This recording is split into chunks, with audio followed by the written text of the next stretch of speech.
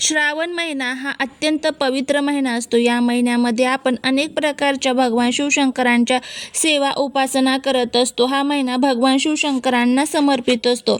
या महिन्यात केलेली छोटीशी पूजा, नामस्मरण किंवा अर्पण केलेले एक साधे पान फूल सुद्धा हजारो पटीने फळ देऊन जाते.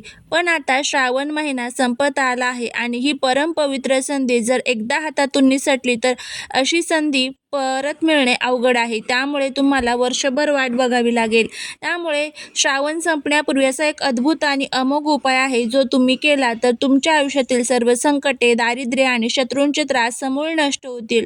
जर हे एक खास फूल तुम्हाला कुठेही दिसले तर अजिबात सोडू नका.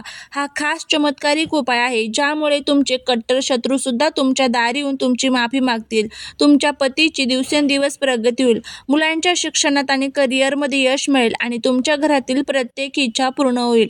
हे फूल कोणते आहे, हा उपाय नेमका कसा करायचा, कोणत्या दिवशी आणि कोणत्या वेळेत करायचा, या संदर्भाची संपूर्ण माहिती या आजच्या व्हिडिओमध्ये आपण बघणार आहोत. श्रावण महिना संपण्यापूर्वी आपण कोणकोणत्या अत्यंत महत्त्वाच्या सेवा, उपाय करावे जेणे आपल्या घरावर महादेवाची अखंड कृपा राहील, हे सुद्धा आपण या आजच्या व्हिडिओमध्ये जाणून घेणार आहोत. त्यामुळे व्हिडिओ हा कुठेही स्किप न करता शेवटपर्यंत पहा, जेणेकरून संपूर्ण माहिती अगदी व्यवस्थितपणे तुम्हाला मिळेल. जर तुम्हाला हा व्हिडिओ आवडला तर व्हिडिओला लाईक, शेअर आणि सबस्क्राईब करा. कमेंटमध्ये ओम नमः शिवाय लिहायला अजिबात विसरू नका, जेणेकरून भोलेनाथांची तुमच्या कुटुंबावर, मुलांवर अगदी भरभरून अशी कृपा होईल. हिंदू धर्मात श्रावण महिन्यात सर्व सणांतला राजा मानले जाते.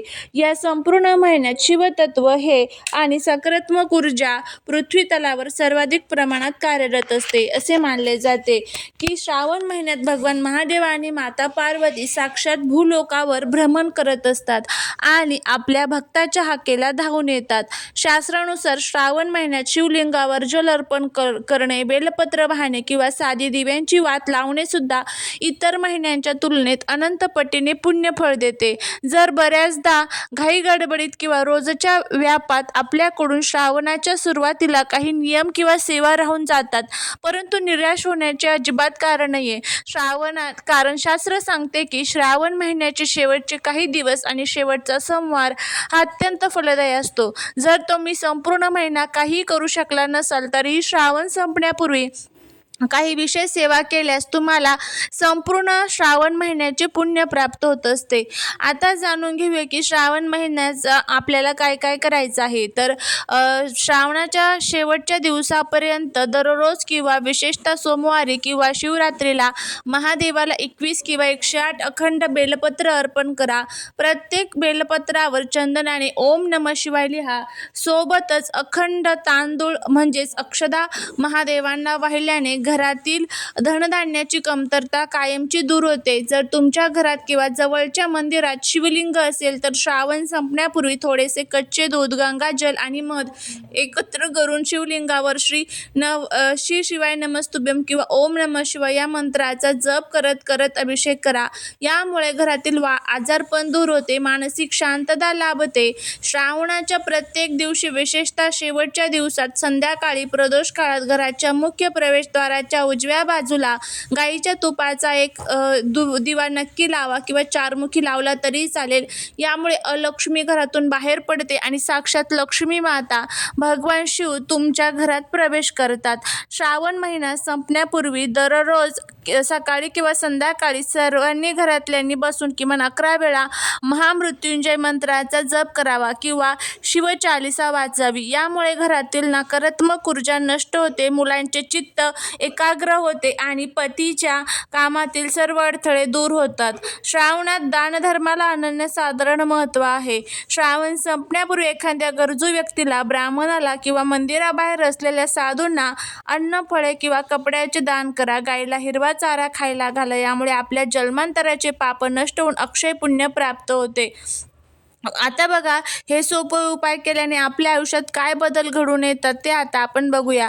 यामुळे आपल्या घरातील इडापिडा आणि दारिद्र्य दूर होते. श्रावणातील सेवेमुळे घरातील वास्तुदोष आणि पितृदोष शांत होतो.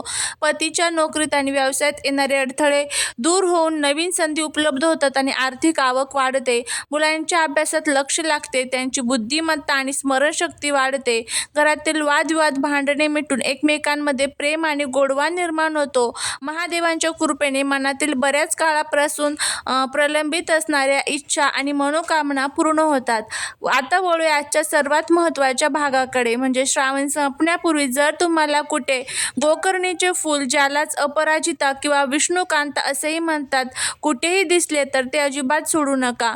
गोकर्णीचे फूल हे अत्यंत पवित्र मानले जाते. विशेषतः निळ्या रंगाचे गोकर्णीचे फूल हे साक्षात भगवान शिव आणि भगवान विष्णू यांना अतिशय प्रिय आहे. अपराजिता या नावाचा अर्थच असा आहे की ज्याला कोणीही पराभूत करू शकत नाही. त्यामुळे या फुलाचा उपाय तुम्हाला जीवनाच्या प्रत्येक क्षेत्रात विजय मिळवून देतो.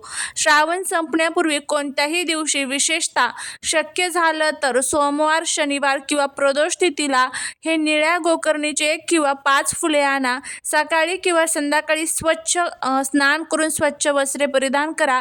एका तांब्या भरून शुद्ध पाणी घ्या आणि त्यात हे निळे गोकर्णीचे फूल टाका. तुमच्या घरातील शिवलिंगावर किंवा महादेवाच्या मंदिरात जाऊन हे पाणी आणि गोकर्णीचे फूल तिथे ओम नमः शिवाय किंवा श्री शिवाय नमस्तुभ्य मंत्राचा जप करत अर्पण करा. फूल वाहिल्यानंतर महादेवांसमोर हात जोडून बसून तुमची इच्छा, पतीच्या प्रगतीची प्रार्थना, मुलांच्या यशाची प्रार्थना आणि शत्रूच्या त्रासापासून मुक्तीची विनंती महादेवाला करा. श्रावण महिन्यातील कोणताही दिवस चालतो, पण श्रावणी सोमवार, प्रदोष किंवा श्रावण शिवरात्रीच्या दिवशी या उपायांसाठी सर्वोत्तम मानला जातो. हा उपाय सकाळी सूर्योदयापासून ते 10 वाजेपर्यंत किंवा संध्याकाळी प्रदोष काळात सूर्यास्ताच्या वेळेस साधारण 5:30 ते 7:30च्या दरम्यान करा. यावेळी शिवतत्व अत्यंत प्रबळ असते. या उपायामुळे काय चमत्कार घडतात? जर तुमच्या आयुष्यात गुप्त शत्रू असतील, कामाच्या ठिकाणी कोणी तुम्हाला त्रास देत असेल, तुमच्या विरुद्ध कारस्थाने रचत असतील, ते गोकर्णीच्या उपायाने तुमचा प्रभाव, शत्रूचा जो काही प्रभाव आहे तर तो पूर्णपणे तुमच्यावरून नष्ट होतो. तो शत्रू स्वतः तुमचे श्रेष्ठत्व मान्य करेल आणि तुमच्याशी जुळवून घेण्याचा प्रयत्न करेल किंवा तुमची माफी मागेल. पतीच्या सर्व कामातील अडथळे दूर होऊन धनलाभाचे मार्ग मोकळे होतात. मुलांच्या प्रगतीत येणारे विघ्न दूर होतात. बऱ्याच दिवसापासून रखडलेली कामे, घर किंवा जमिनीचे प्रश्न किंवा कर्जाचा डोंगर या उपायाने हळूहळू हलका होतो आणि तुमची कोणतीही मोठी इच्छा लवकरच पूर्ण होते. श्रावण महिना संपायला आता काहीच दिवस उरले आहेत. ही पर्वणी, हा पवित्र संधी जर हातातील निसटली तर पुढचा श्रावण येण्यासाठी संपूर्ण 1 वर्षाची वाट पाहावी लागेल. त्यामुळे वेळ न घालवता गोकर्णीच्या फुलाचा अमोघ आणि सिद्ध उपाय नक्की करा. भगवान शिवशंकर तुमच्या सर्व मनोकामना पूर्ण करतील. तुमच्या घरात धन, धान्य आणि आनंदाची वृद्धी करेल. आणि जर तुम्हाला असं वाटत असेल की आपल्या जीवनामध्ये काही संकट जे आहे तर ती आपल्या साथच सोडत नसेल, तर घरामध्ये या श्रावण महिन्यामध्ये तुम्हाला शिवलीला अमृत ग्रंथाचा 11वा अध्याय जो आहे तर तो पठण करायला सुरुवात करायची आहे.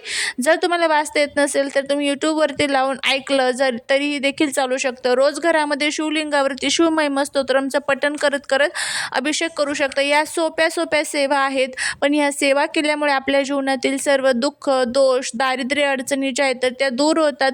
आणि त्याचा अनुभव आपल्याला कधी मिळतो? ज्यावेळेस आपण खूप मोठ्या संकटात असतो आणि अचानक आपल्याला त्यामधून मार्ग मिळतो.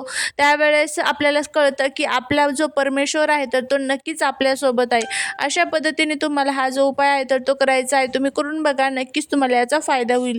झालेली सेवा ही महाराजांच्या चरणी रुजू करते. जर तुम्हाला हा व्हिडिओ आवडला असेल तर व्हिडिओला लाईक करा, शेअर करा. चॅनलवरती नवीन असाल तर चॅनलला सबस्क्राईब करा. भेटूया परत एकदा अशाच छानशा नवीन व्हिडिओत एका नवीन माहितीसोबत. तोपर्यंत सर्वांना श्री स्वामी समर्थ.